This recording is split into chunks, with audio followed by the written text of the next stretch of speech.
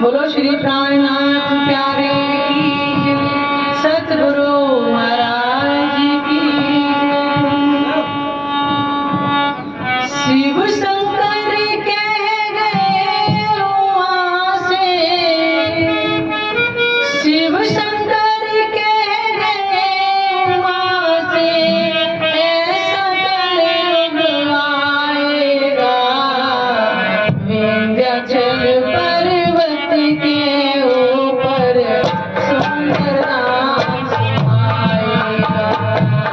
शिव शंकर कह गए वहाँ से, शिव शंकर कह गए वहाँ से, ऐसा कलयुग आएगा विंध्याचल पर्वत के ऊपर सुंदर धाम आएगा।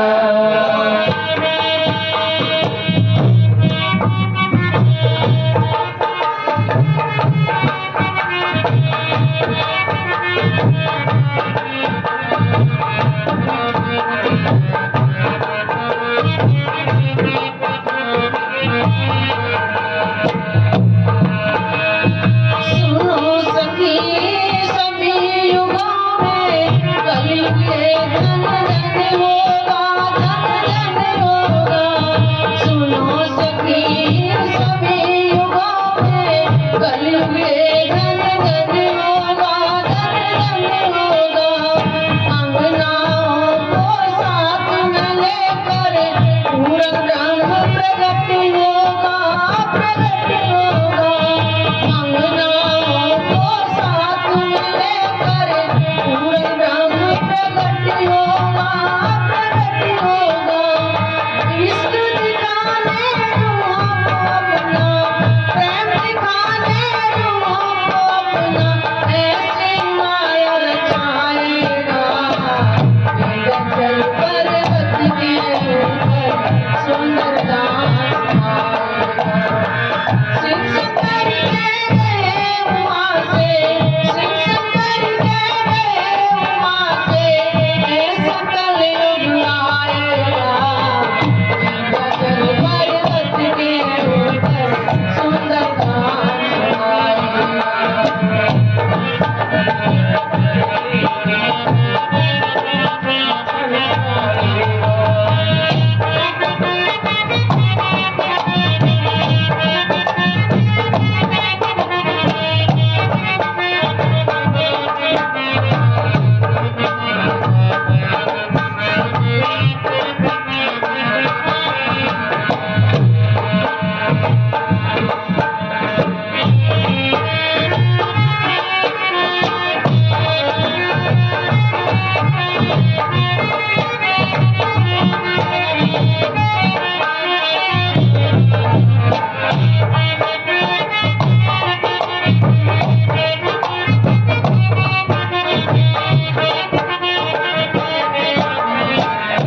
कैलाश से चले वो दोनों दिव्य भूमि दर्शाने को, दर्शाने को।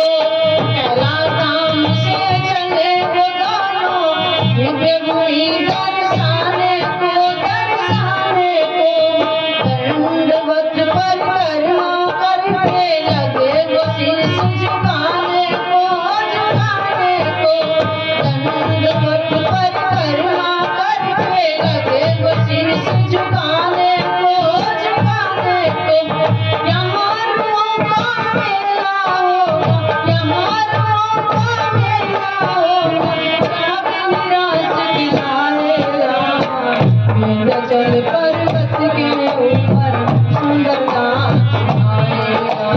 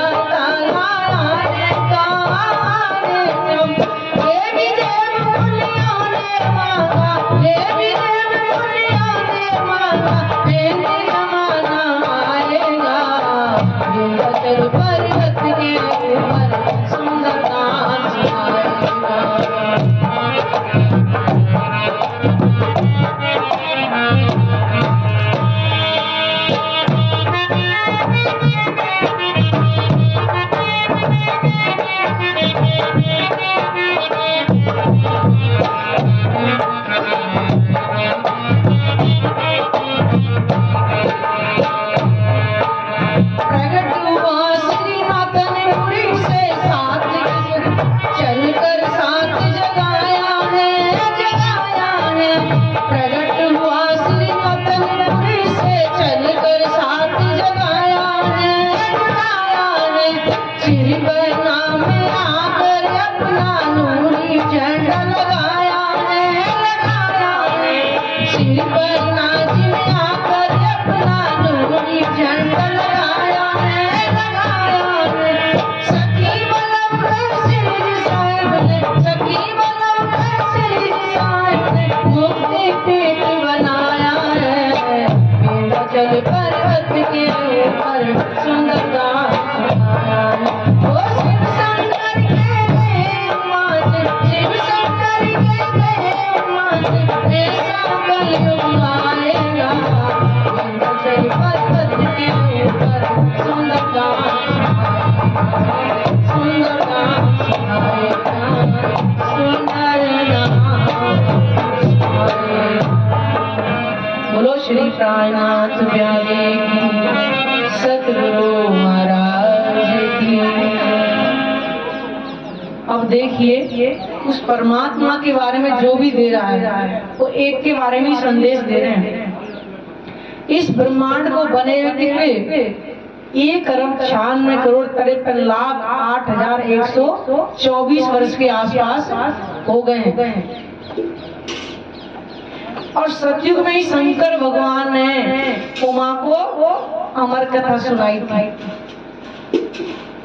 उन्होंने यही तो पूछा था कि नाम वैकुंठ को छोड़ करके आप मृगशाला पहन करके इस कैलाश पर्वत पर ध्यान में मगन रहते हो, आखिर क्या रहस्य है?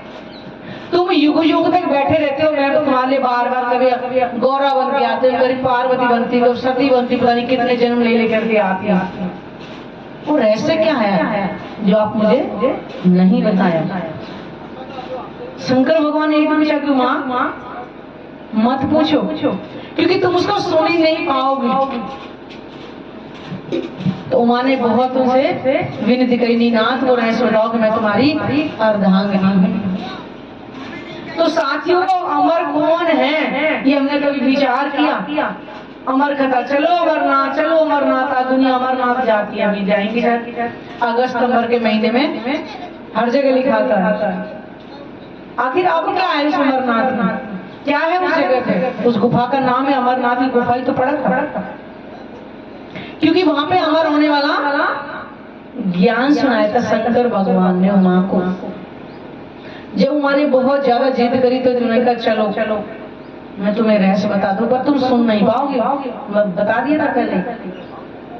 उस गुफा के अंदर लेकर के गए तो शंकर भगवान ने देखा जितने जीव जंतु वहां पे पक्षी थे सबको उड़ा दिया था, लेकिन एक घोंसले के अंदर था एक अंडा, और अंडे को बताइए कोई उड़ा सकता है?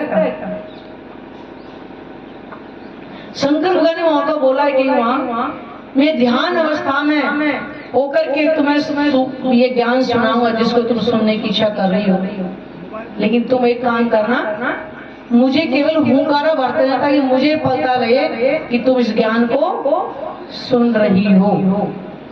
तो शंकर भगवान ने जब जैसे शुरू किया कि उमाई 14 लोक का ब्रह्मांड, पाताल से वैकुंठ तक 700 निराकार मंडल आदि नारायण तक, ये संसार महाप्रलय में समाप्त हो जाएगा। जो महेश्वर तंत्र के अंदर शंकर भगवान उमा को बता रहे 5वां अध्याय 54, 55, 56, 4 श्लोकों के अंदर इसका रहस्य बताया कि ये ब्रह्मांड, ये ब्रह्मा उमा, हम और ब्रह्मादिक देवता भी एक पानी के बुलबुलों की तरह बनते और मिटते रहते हैं, और वायु में बुलबुले समाप्त होते ही केवल एक परब्रह्म शेष बचता है। तो उन्होंने बताया कि उमा ये 14 लोक का ब्रह्मांड महाप्रलय में समाप्त हो जाएगा। इसके ऊपर है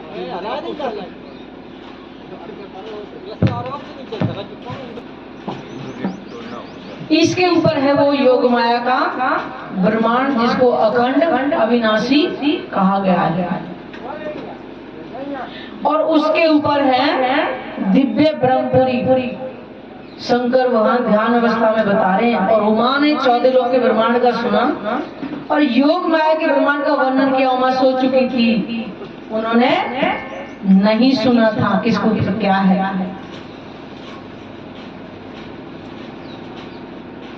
जब देखा शंकर भगवान की उमा तो सो रही है, क्योंकि जैसे उस अंडे के अंदर जो जीव था उसने इस ज्ञान को सुना। जब देखा शंकर भगवान की उमा सोई तो सुना किसने? तो देखा एक तोता वहां से उड़ के निकला। तो शंकर भगवान उसके पीछे त्रिशूल लेकर के दौड़े, इस ज्ञान को कोई सुन ना ले। क्यों? कि आएगा ही कलयुग में, उससे पहले समय। कहते हैं समय हर चीज का निश्चित रहता है, तो समय से पहले वो रहस्य खुलना ही नहीं था। इस कारण से बोले कि इस ज्ञान को कोई और सुन ना ले, तो त्रिशूल लेके दौड़े। और उस तोते ने भी अपना सूक्ष्म तन जो जीव उसमें से निकला और तोते का तन छोड़ा, और व्यास जी की जो पत्नी है उनके मुख में समा गए जाकर के।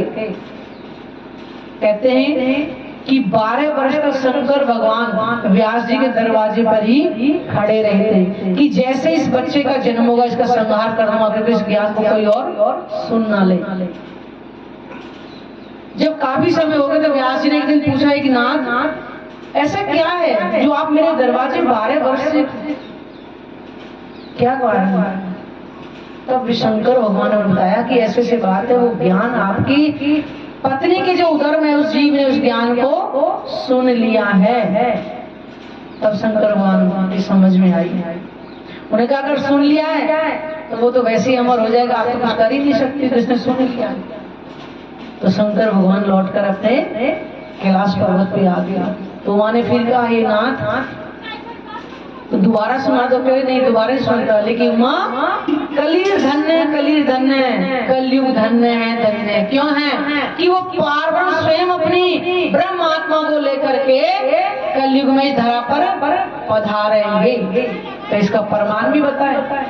हरिवंश पुराण के अंदर लिखा हुआ है अभाविनो भविष्यन्ति मुन्यो ब्रह्म रूपना कलयुगे उत्पन्नाए प्रधान पुरुष आश्रया।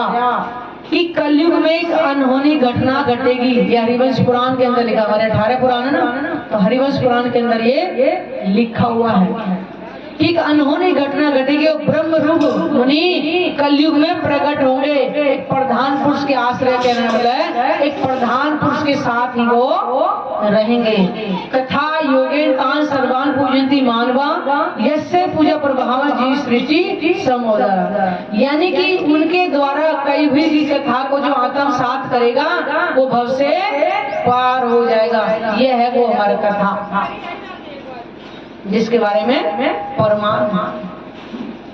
तो शंकर भगवान ने उमा को ये रहस्य बता दिया कि उमा दोबारा नहीं सुना था, क्योंकि ये परमात्मा की शक्ति से वर्णन होता है। और ये भी कारण होता है कि परमात्मा ने ये ज्ञान रहस्य के रूप में वर्णन करा दिया था। तो क्यों नहीं जान पाए अमर कथा ग्रुप में? अगर वो अमर कथा है दुनिया कौन ढूंढती है? चलो कबूतर के दर्शन करेंगे अमरनाथ की गुफा में। क्या कबूतर थे? सुख मिल होता वही सुखदेव मुनि भागवत पुराण में द्वापर के अंदर लिखा है 12वां स्कंद दूसरा अध्याय कि देवापी और मरु इन्होंने तपस्या करी है द्वापर के अंदर, और कलयुग में कलिक भगवान की आज्ञा से दोबारा से आएंगे तो परमात्मा इन दोनों के अंदर लीला करके करेंगे। वो दो तनों से लीला हुई, देवापी और मरु, यानी देवचंद जी और महराज ठाकुर। ये पूरा प्रमाण है। सुंदरी तंत्र के अंदर लिखा हुआ है सुंदरी चंद्रा, ये परम धाम की 2 सखी आएंगी माया का अंधकार समाप्त करने के लिए जागृत बुद्ध का ज्ञान लेकर के आएंगी। ये वाणी है वो अमर कथा के रूप में। अमर को एक ही है, वो तो कोई है ही नहीं। एको पुरुष सभ्य नार, पुरुष तो केवल एक ही सब नारी का रूप है। कभी महिला का जन्म मिलेगा तो कभी पुरुष का मिलेगा, ये तो बदलता रहता है। ये है वो अमर कथा जो शंकर भगवान ने सुनाई थी उमा को। और महेश तंत्र के अंदर शंकर भगवान उमा को बता रहे कि उमा इस ज्ञान को कैसे छुपा के रखना है। जैसे गर्भ में स्त्री अपने बच्चे को छुपा कर रखती है, ऐसे इस ज्ञान को छुपा कर रखना है। कारण क्या है? उसमें लिखा है कि बिना पराशक्ति के यानी बिना परमात्मा के हुक्म से इस ज्ञान को अगर कोई बना के सुनाएगा ना, तो उसमें लिखा है कि 1000 स्त्री विधवा करने जितना पाप लगेगा, 1000 छोटे बच्चे नहीं होते जो पैदाइश बच्चे, उनको मारने जितना पाप लगेगा, और गुरु से छल करने जितना पाप लगेगा। ये मैसूर तंत्र के अंदर लिखा हुआ, और ये बनारस से प्रकाशित है मैसूर तंत्र, उसमें लिखा हुआ है। क्योंकि परमात्मा के ज्ञान को कोई बना करके बोल नहीं सकता। इसलिए मुस्लिमों में क्या बोलते हैं? अल्लाह ताला की सूरत का जो बयां करेगा वो काफिर होगा। क्यों? कि जिसने देखा ही नहीं तो बयां क्यों करेगा? कैसे कर सकता है उसकी सूरत का? तभी दुनिया ने कहा बेबसी बेनमून है, निराकार है। परमात्मा निराकार कैसे हो सकता है? ये 14 लोग के ब्रह्मांड के अंदर हम बैठे हैं, कोई साइंटिस्ट है, कोई देवी देवता है जो बना के दिखा दे, इसको ताकत है तो बताएं जरा। और ये ब्रह्मांड कैसे बनते हैं? तो भागवत हमारी रामायण कह रही है, नेत नेत जहाँ वेद निरूपा, निजानंद निरुपाधि अनुपा, शंभु बिरंची विष्णु भगवाना, और उपजे जासे अंश तो नाना। ये हमारी रामायण के लिए, जिसके इशारे मात्र ऐसे करोड़ों ब्रह्मांड के ब्रह्मा विष्णु महेश बनते हैं। रामायण कह रही है, मैं नहीं कह रही, हमारे धर्म ग्रंथ कह रहे, मैं तो इसलिए बता रही हूँ साथियों। वो है रहस्य। किस्सा कहानी तो हर कोई सुना के चलेगा, नचाएगा गवाएगा, उसे कुछ नहीं मिलने वाला है। अपनी आत्म जागृति करें कि आखिर वो परमात्मा हमें मिले कैसे। कैलाश धाम से चले वो दोनों, बताया ना कि कैलाश पर्वत पर रहते शंकर भगवान, एक वृक्षशाला को पहन के हमेशा ध्यान की, आंखें बंद होंगी, आपने सब देखा भी होगा अगर किसी कैलेंडर में देखा होगा। तो क्या जरूरत है उनको बैकुंठ को छोड़ करके कैलाश पर्वत पर रहने की? वो तो भगवानों में आते हैं, अपना ऐश करते हैं बैकुंठ में, लेकिन नहीं, वो हमेशा ध्यान में रहते हैं, ना कि वो कभी भांग धतूरा खाते हैं। वो परमात्मा के ध्यान में मगन रहते हैं। इसी कारण से तो पूछा माँ को, ये हमेशा आंख बंद कर समाधि में बैठ रहते हो, क्या रहस्य ऐसा? तब बताया था। वेद शास्त्र पुराण पुराने, आपको बताया ना, हिंदू ग्रंथों के अंदर भी लिखा हुआ है समय कि परमात्मा जब कलयुग के अंदर आएंगे, सतयुग गया, त्रेता गया, द्वापर गया, कलयुग का अंत भी बता दिया था। उस समय विक्रम संवत 1738 का जो समय होगा, ये भविष्य तक पुराण, हमारे 18 पुराण है, भविष्य तक पुराण के अंदर लिखा है विक्रम संवत 1738 का समय होगा, और कुरान पक्ष में की लिख दिया हिजरी सन 1090 होगा। दोनों को मिलान करते हैं तो एक ही समय बैठता है। तो परमात्मा दो नहीं है, एक ही है। केवल भाषा भेद के कारण हमने बना दिए हैं। यहाँ पर लड़ाई झगड़ा क्या तनों का हो रहा है। ये तन ना जाने अगला हिंदू बनेगा, मुस्लिम बनेगा, क्या बनेगा, किसी को भरोसा है क्या? लेकिन लड़ रहे हैं। क्यों? सब अपने अपने को बड़ा कह रहे हैं। हिंदू अपने को बड़ा कह रहे हैं, मुसलमान अपने को कह रहे हैं, सिख अपने को कह रहे हैं, ईसाई अपना कह रहे हैं। अरे बड़ा कौन है? जिसने इस परमात्मा को पहचान लिया, केवल वही बड़ा, बाकी कोई बड़ा नहीं। परमात्मा को जानना ही बहुत बड़ी बात है। ईसा मसीह मोहम्मद, हम जब ईसा मसीह बोलते हैं, मोहम्मद कहते हैं, हिंदू हमारी चिढ़ जाते हैं। तो मुसलमानों की बात कर रहे हैं, हम तो सबकी बात करें। हम तो बता रहे हैं शंकर भगवान ने हमारी कथा सुनाई थी, देखो क्या रहता। मान लो ये क्या है जो केवल ऊपर दिखाई दे रहा है? क्या है? मोती है ना। इसको एक को तो मोती कहोगे, और जब सारी परोई तो क्या बनेगी? माला बनी। कैसे माला बनी? कि सबको एक भी परोया तभी माला बनी ना। ऐसे ही परमात्मा कभी एक पक्ष से सिद्ध कर ही नहीं सकते हैं। जब सबके धर्म ग्रंथों का अध्ययन करेंगे, सबकी पहचान लिखी है, सब में समय लिखा हुआ है, तब हम सिद्ध करते हैं कि परमात्मा सबका एक है। तभी तो एक को ब्रह्म द्वितीय नास्ति। अब मानने का तरीका भले ही अलग है। अब मान लो किसी दुकान पे जा रहे हो, कोई इंग्लिश में बोलेगा वाटर गिव मी, मुझे पानी दे दो, कहेगा भैया मुझे पानी दे दो, वो हिंदी में बोल देगा, कोई कहेगा मुझे जल दे दो। दुकानदार तो सबको दे देगा, अपने अपने तरीके से लाओ पियो, प्यास तो सबकी है, बुझेगी ना। नाम ही तो केवल अलग था। ऐसे हम चाहे हम परमात्मा करें, ठीक है, उसकी पहचान जो लिखी है उसको धर के हिंदू ग्रंथों में पहचान लिखी है, इधर मुस्लिम ग्रंथों में लिखी है, इधर सिख पंथ में भी लिखी है। मैंने कहा ना नेय कलंकर्ती बोला है, नेय कलंकर्ती महाबली अवतार और निष्कलंक अवतार होगा जो सबसे महान होगा। और वो भी बता दिया कि जब बीतेगा 39 साल लगेगा 40 साल होएगा कोई मर्द का चेला, और नानक कहीं दिखावे मुझे सत की बिला। नानक जी कह रहे मर्द को चेला होगा, जो बताया ना हरिवंश पुराण से कि कानूनी घटना घटेगी और ब्रह्मरूप मुनि प्रकट होंगे, वही तो मर्द का चेला होंगे। यही परमात्मा के चेला आत्मा ही होंगे, वास्तव में चेला नहीं उनका अंग ही है, लेकिन समझाने के लिए बोला है। बताइए, वो भी बता दिया। 38 का समय है हिजरी सन 1090 बोला है और 40 बोला है, 39 भी 40 जगह। तो प्राणा जी विक्रम संवत 1740 में तो पहुंचे पद्मापद अन्ना जी के अंदर। बताइए ना, परमात्मा हिंदू मुस्लिम सिख ईसाई समय लिखवा दिया। पहचान क्यों नहीं कर रही? क्योंकि हमें किसी ने पहचान कराई नहीं। सबने क्या लगाया, जड़ पूजा के अंदर में लगा दिया। हमारा मनुष्य तन व्यर्थ में जाते जा रहा है। धर्म ग्रंथ को हमने स्वयं नहीं खोला, हमें जो किस्सा कहानी सुनाई हमने सुन लिया और घर चले गए। हमने आज तक कभी किससे पूछा भी नहीं इसमें लिखा है तो मैं बताइएगा क्या है। क्यों नहीं पूछा? या तो हमें ज्ञान नहीं है या फिर हमें डर है। बताइएगा। जबकि ग्रंथ पढ़ने का अधिकार सबको है। क्या किसी ग्रंथ के अंदर लिखा है इसको छोटा नहीं पड़ेगा, बड़ा नहीं पड़ेगा, अमीर नहीं पड़ेगा, गरीब नहीं पड़ेगा, साधु नहीं पड़ेगा, गृहस्थी नहीं पड़ेगा? क्या लिखा है कई जगह पर? साधु कौन बनते हैं? जो मन को साध ले वही साधु है, ना कि हम भगवे कपड़े पहन करके जाके वन में धूनी रमाए। नहीं, मन को साध लिया वही साधु है। और वो ग्रस्त में रह करके भी हो सकता है, जरूरी नहीं घर छोड़ करके ही हो। हम सब साधु बन सकते हैं। हमारी मन की जो तृष्णाएं जो दुनिया भर में दौड़ रही हैं, उनको हम स्थिर करें, उनको भागने ना दें। हर कोई साधु बन सकता है, लेकिन हमने पहचाने नहीं, अपने बल को नहीं पहचाना, अपने आप को नहीं पहचाना। हम जीव भाव में कमाए जा रहे हैं। अरे हमें क्या परमात्मा मिलेगा? नहीं। जब साधुओं को नहीं मिला तो हमें कैसे मिलेगा? अरे भाई परमात्मा तो गृहस्थी हो साधु हो सबका एक ही है, बस अंतर है कि उसके मिलने का हमें रास्ता पता होना चाहिए। तो ये ब्रह्मवाणी जो आई है ये किसी एक के लिए लिखा है इसके अंदर कि इन्हीं को मिलेगी?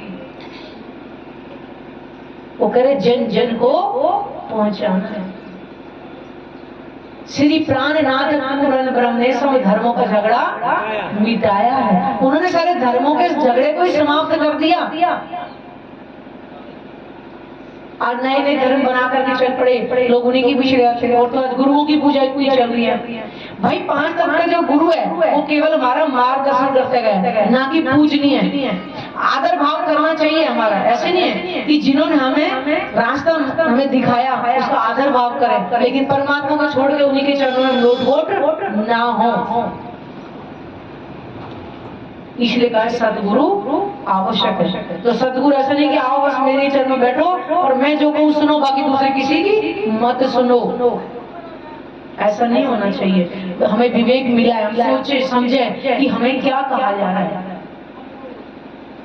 अगर जो गुरु अपने से बांध रहा है वो फिर गुरु नहीं है।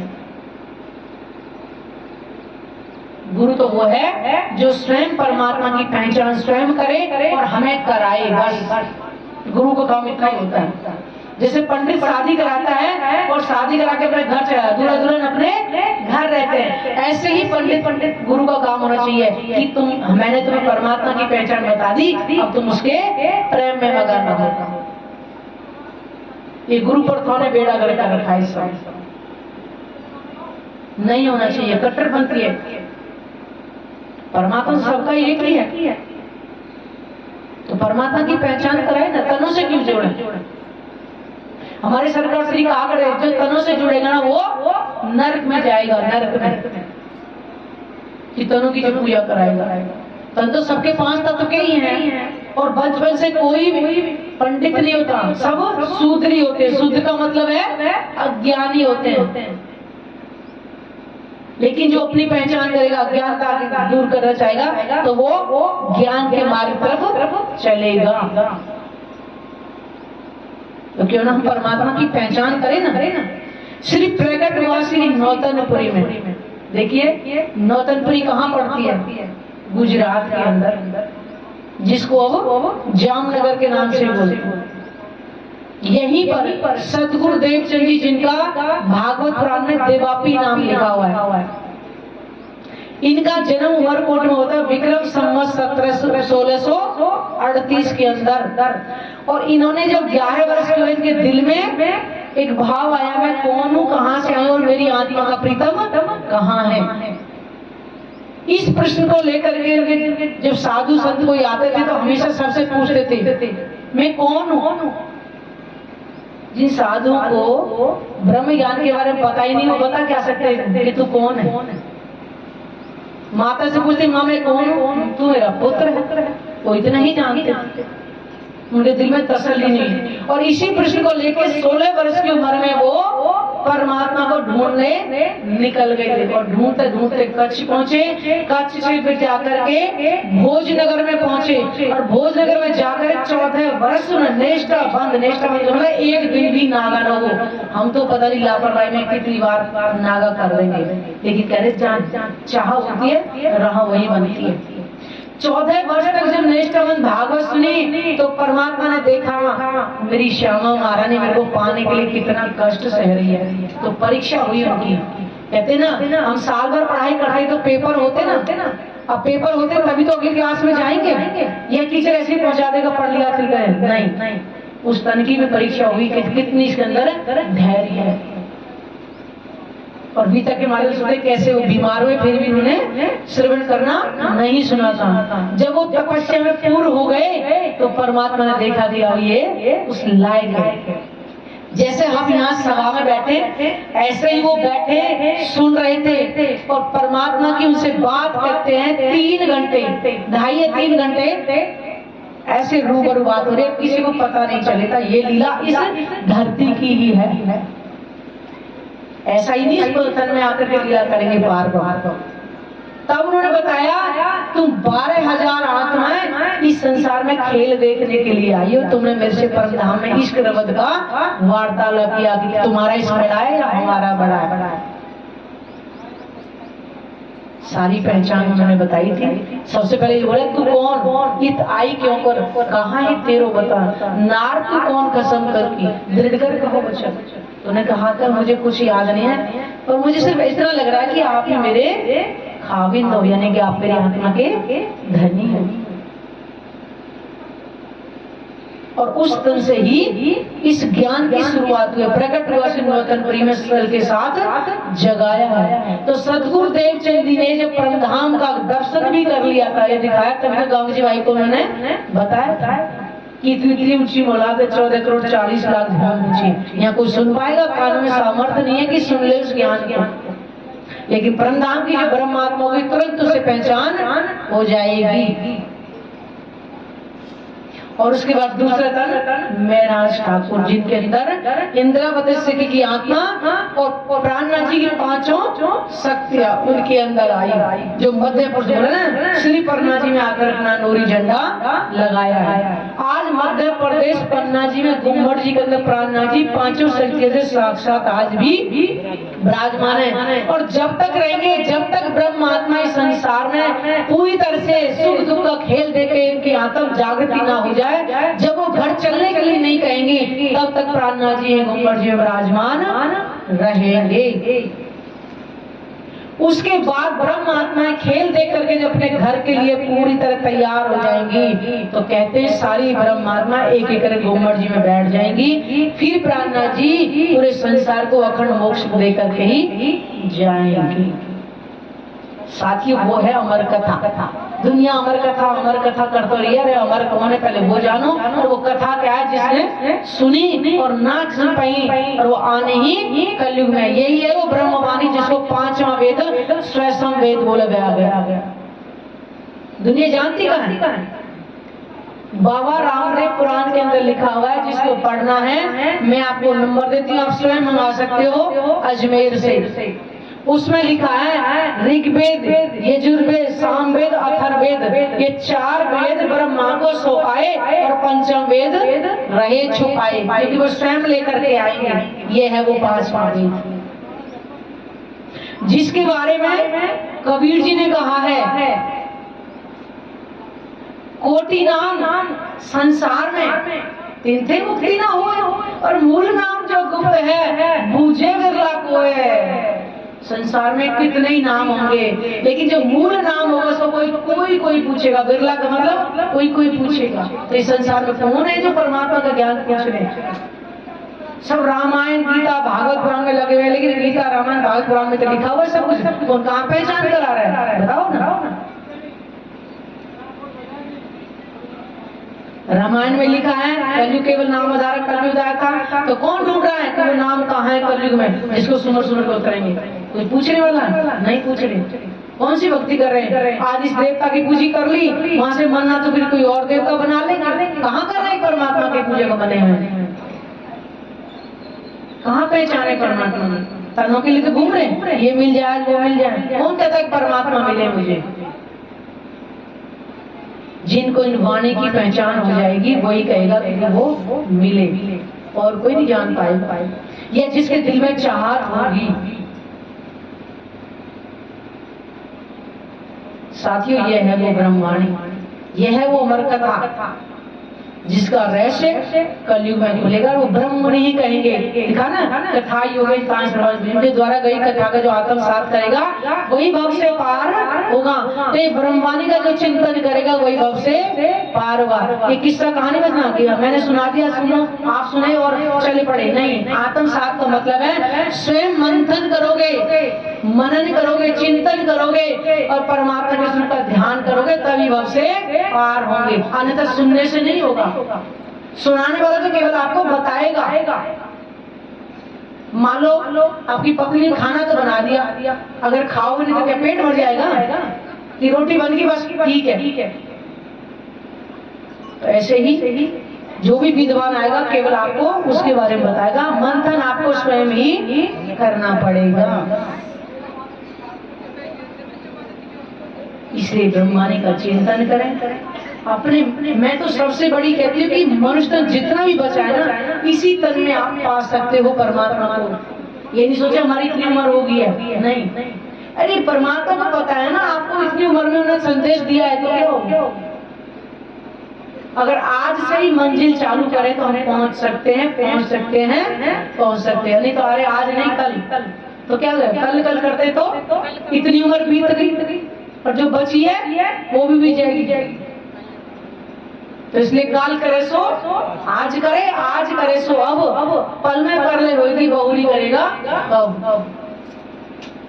इसलिए ब्रह्मवाणी का चिंतन करें। ये ब्रह्मवाणी सबके लिए आई है, ना कोई ऊंच नीच, कोई सोचे कि अरे तो बड़े लोगों के लिए, कुछ भी नहीं। मैं कहती हूँ ये हमारे आत्म कल्याण के लिए। आत्मा ना हिंदू, ना मुस्लिम, ना सिख, ना ईसाई, ना अमीर, ना गरीब, ना स्त्री, ना पुरुष। हमारे अंदर जो आत्मा है उसके लिए ब्रह्मवाणी आई है। तो आत्म चिंतन करें और अपना मनुष्य सार्थक करें। मैं तो सबसे बड़ी बात यही कहती कि मनुष्य है तो सब कुछ है, नहीं तो कुछ भी नहीं। बोलो श्री प्राणनाथ प्यारे की जय, सतगुरु महाराज।